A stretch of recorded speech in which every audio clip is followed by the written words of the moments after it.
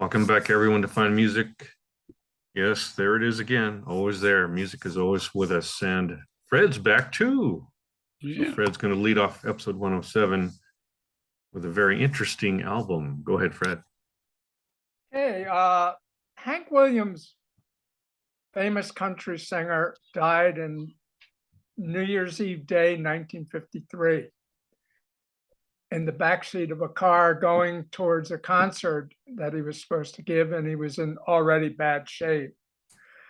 In a briefcase, there were 4 notebooks found of unfinished songs, and the estate held on to them for many years, and then about 40, 50 years later, they were handed over to Bob Dylan to see if he could finish the songs.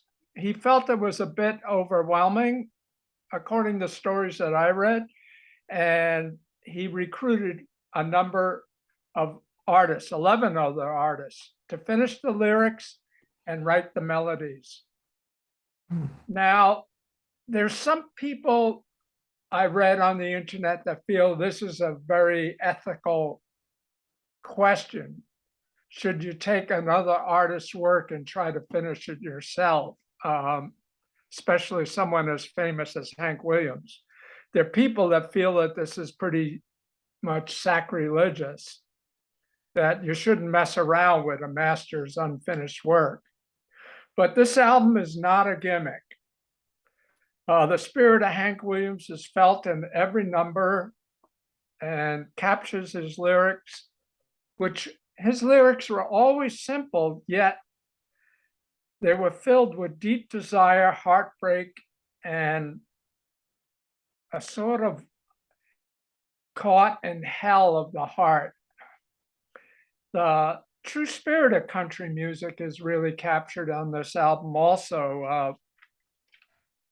The cuts are filled with steel guitars and fiddles, and the performers make each number heartfelt. They don't mimic Williams to a T, but they capture the pleading, the sorrow so well. Alan Jackson kicks off the album with a classic country sounding number.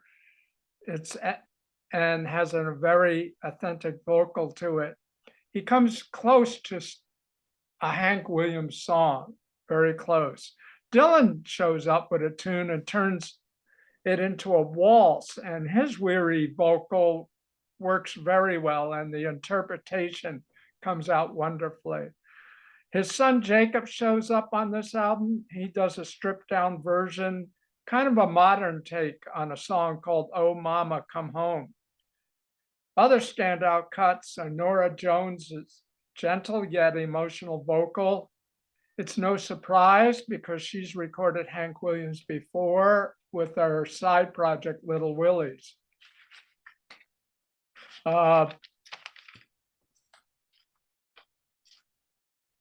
You don't need to be a Hank Williams fan to like this album,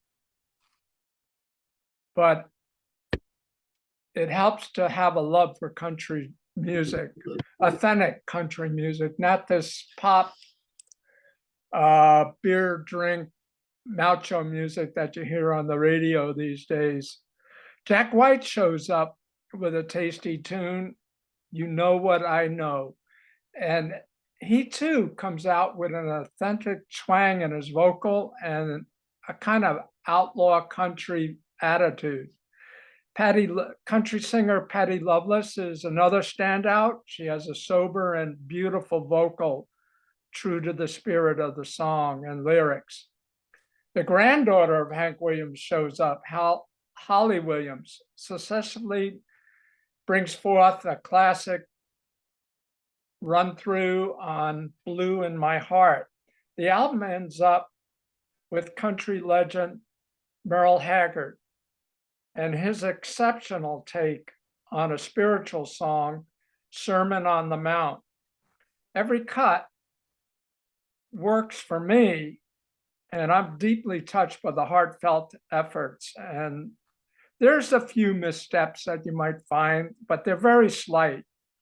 Each artist captures the mood and the spirit of Hank Williams. Nice. Sounds interesting. Yeah. Jack White I'm a big fan of his. He's amazing. Yeah, these were unfinished songs. They just Wow. finished. They found these notebooks of just he scribbled down lyrics, and they finished the song, added their own lyrics to it, and wrote the melodies.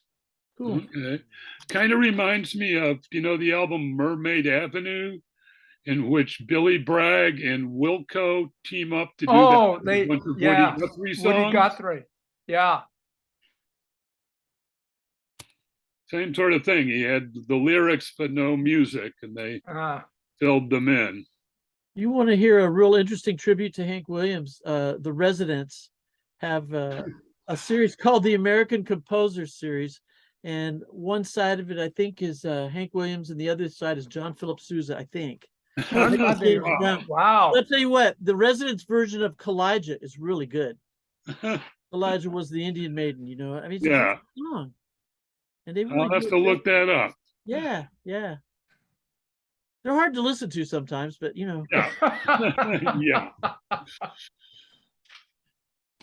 Being the young troublemaker that I am, yeah. young quotes, Well, compared to I'm dying to know which were the worst tracks. Who did them? Who did them?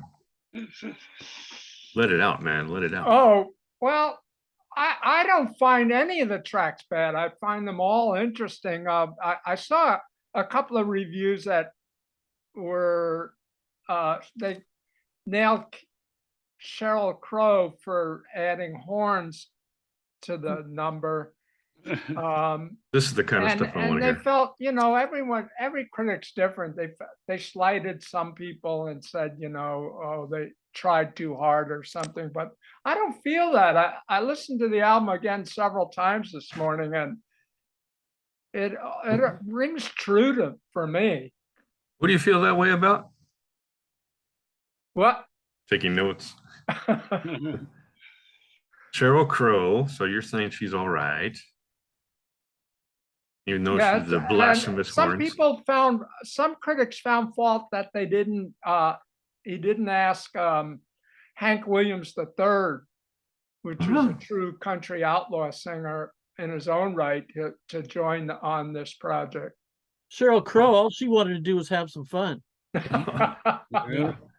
Hank Williams III was not even asked to do this. That sounds awkward.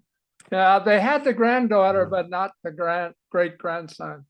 His voice, Hank Williams' voice, is so plaintive. Mm. Yeah. I try to get stuff out of this guy. It makes me think of the Grapes here. of Wrath every time I hear a Hank Williams song for some reason.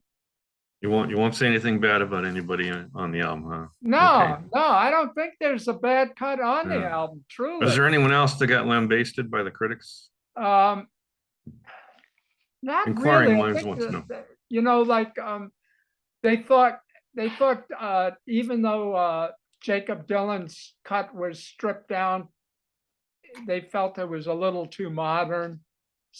Someone said they felt it was just like another Wallflower song. So that's why they didn't ask the Residents to contribute to that. Tom, are you familiar with the Residents music? Are you familiar with the Residents music, Tom? Yeah. Sure. Okay, good. I just think Yeah, I'm taking notes on what everybody's saying, trying they're different. to find new avenues.